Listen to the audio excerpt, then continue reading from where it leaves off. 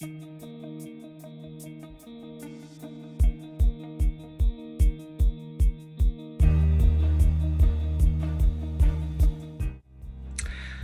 everybody, it's such a privilege to be able to present my report to you today at our first online assembly. Let me start by saying I still love my job and I love serving you as General Secretary. And I love hearing your news, I love listening to your services online, and I love praying through any concerns that you have and turning any challenges into opportunities. Thank you for your continued support and messages of encouragement. They do mean a lot to me. It's been wonderful this year working with Jim Lyon.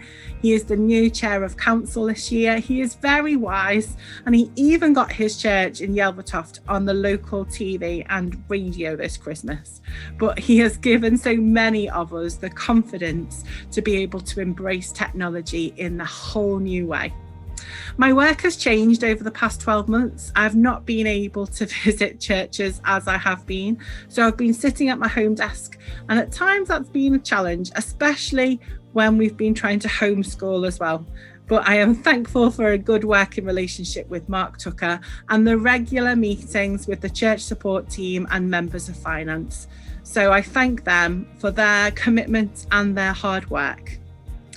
Prayer has been a central part to my year, going live on Facebook sometimes every day, but now just on a rota every Friday to mark congregational prayer hour between 12 and 1 o'clock.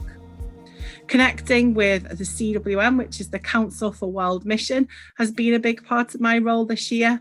They have been very generous to us with gifting us grants, and we've been successful in bids.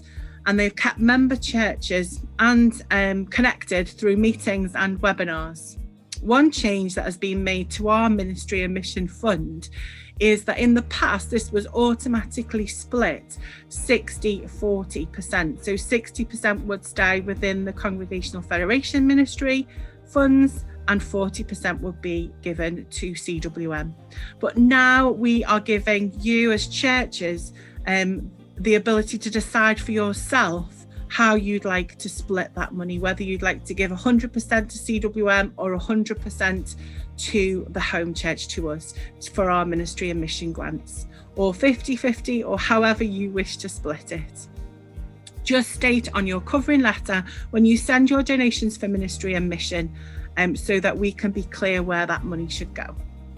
Safeguarding has also been a big part of my workload, including updating the new policy for churches and being part of lots of training, which is being run by 318, the church's safeguarding advisory service. I'm pleased that we're able to recommend their training sessions and now provide some mandatory training for all those on the accredited role. And it's available too for all those serving our churches as leaders or pastors. I also share the decision from Council that all affiliated churches in the Congregational Federation must have a safeguarding certificate. I can't emphasise how important this is, and this is a big step for some, but nothing that can't be achieved if we support and work together. I continue to support churches in many different ways, from support with their vacancies, from advice about COVID guidelines, and any number of other matters that arise. Church life is always creative. I've enjoyed working with Eric Fennick this year on producing the new publication Refresh and a new look yearbook, and we do welcome your comments to make it better and better each time. Of course, 2022 will be the golden 50th anniversary of the Congregational Federation. It's even older than me, and I look forward to sharing the plans we have. But one joint project is with the United Reformed Church, and we're going to produce a publication, and we're asking for your stories. So what's your story from 1972? Do you remember the church meeting when you had to vote? And what's it like now?